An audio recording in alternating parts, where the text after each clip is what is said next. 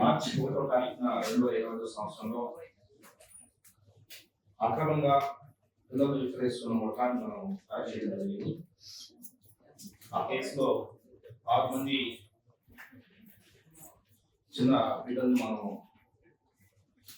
Report చేశాము. Report చేసి అందులో చాలా మంది మనము అరెస్ట్ చేయడం జరిగింది.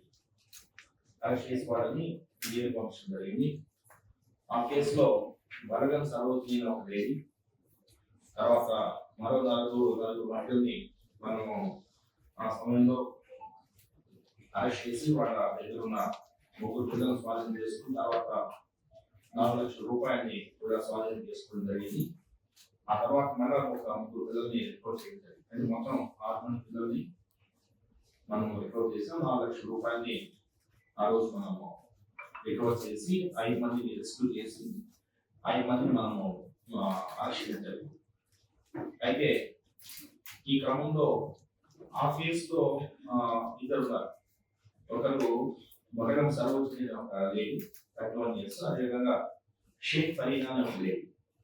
వీరిద్దరు కూడా కారణంగా నిన్న 17/12/2021 task force ACP Latha Kumar గారు, అదేవిధంగా వెస్ట్ ఏసీపీ దుర్గారావు గారు, ఏసీపీ శ్రావణ్ గారి ఆధ్వర్యంలో టాస్క్ ఫోర్స్ మరియు భవానీపురం మరియు నోన్ ఇన్స్పెక్టర్స్ వాళ్ళ సిబ్బందితో ఏకకాలంలో దాడులు నిర్మించి భవానీపురం కుమ్మరిపాలెం సమీపంలో 5 అరెస్ట్ చేయడం జరిగింది. అదేవిధంగా పోలీస్ స్టేషన్ పరిధిలో గుడాకాల్ ఏరియాలో 3 అరెస్ట్ చేయడం జరిగింది.